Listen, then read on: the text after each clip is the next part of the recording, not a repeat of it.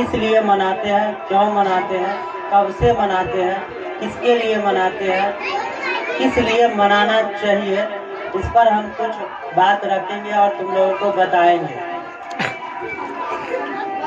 Doctor Sarvepalli Radhakrishnan जो है वो भारत के प्रथम राष्ट्रपति थे और उन्होंने अपना जीवन टीचर के रूप में बिताए।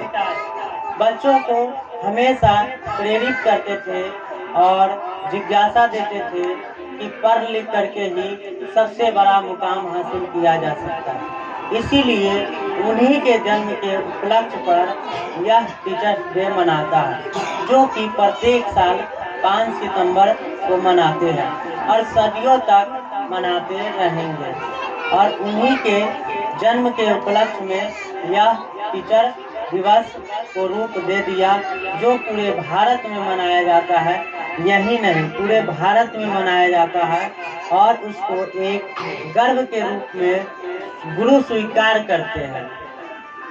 गुरु ऐसा होता है जो सभी बच्चे को जिस प्रकार माली एक पेड़ को सींचता है और वही पेड़ बाद में जाकर के हरा भरा दिखने लगता है, उसमें फूल फल होने लगता है, उसी प्रकार एक गुरु का काम होता है जो शिष्य को, अपने शिष्य को इस तरीके से, इस बातों से, इस लहमा से, इस लय से पढ़ा करके उसको बड़े से बड़े मुकाम पर पहुंचाने का काम करते हैं। और इसमें बच्चा का भी दायित्व बनता है कि जो गुरु कहते हैं उसका दिशा निर्देश सुनते हुए और अग्रसर होना चाहिए। इसीलिए हम टीचर दिवस मनाते हैं।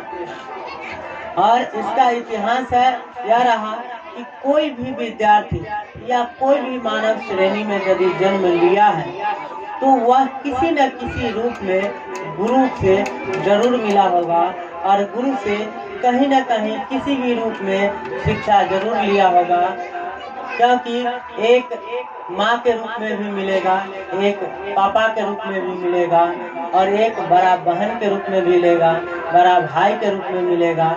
मतलब कि हर जगह हर प्रकार से गुरु और शिष्य का संबंध होता है और इस गहरा संबंध ऐसा है जो गुरु और शिष्य को कभी भी छूट नहीं सकता है और यह हम लोग बराबर मनाते ही रहेंगे, सदियों सदियों तक यह चलता रहेगा। इसीलिए हम लोग 5 सितंबर को डॉक्टर सर्वपल्ली राधाकृष्णन के जन्म के उपलक्ष्य में टीचर्स डे मनाते हैं। इसके बाद गुरु को ब्रह्मा, विष्णु, महेश से भी ऊंचा दर्जा दिया गया है, क्योंकि गुरु ने ही क्या किया, ब्रह्मा, विष्णु, महेश के बारे में बताए हैं। यहाँ तक कि जब एक तरफ मम्मी, पापा और गुरु खड़ा रहते हैं तो वही बच्चा आकर के पहले गुरु को प्रणाम करता है। क्यों? क्योंकि उसमें प्रणाम करने का रीति रिवाज कौन सिखाया?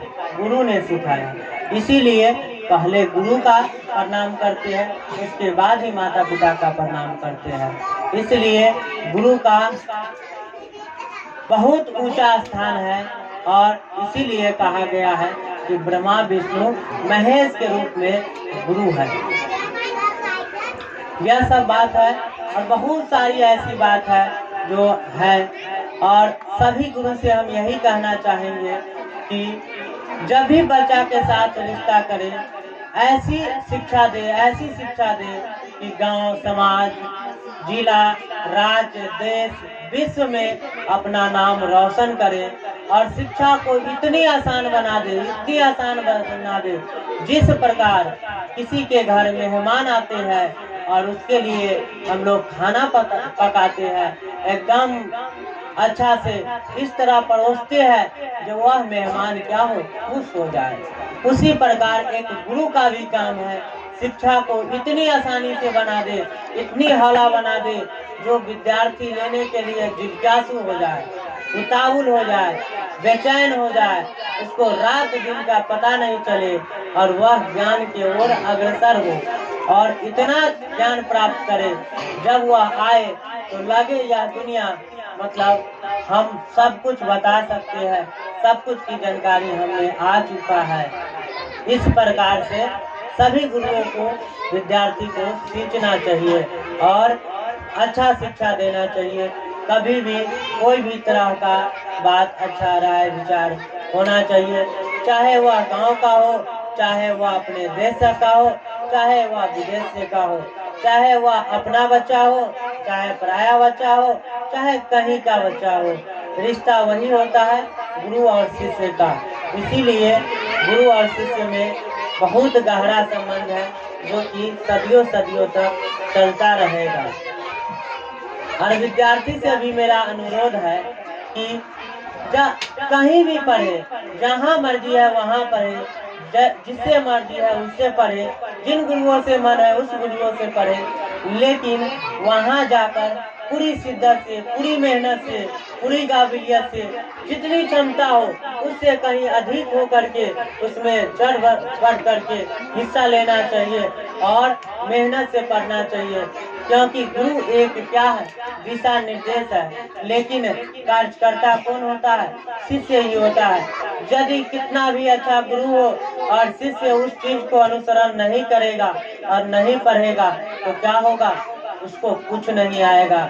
लेकिन यदि गुरु चाहते हैं कि इस बच्चा को यदि ये चीज हम नहीं दे, लेकिन शिष्य चाहेगा कि हम ये चीज सीख लेंगे, तो वह कहीं न कहीं किसी न किसी गुरु से जरूर सीख लेगा। ठीक है, इसी प्रकार सीखना चाहिए बच्चे को और गुरु को भी सिखाना चाहिए। इतना ही कहकर हम अपनी वाणी को समाप्त करेंगे और उमेश सर जी को देंगे और 2 शब्द अपन रखेंगे और कहेंगे, बच्चे को दिशा निर्देश करेंगे।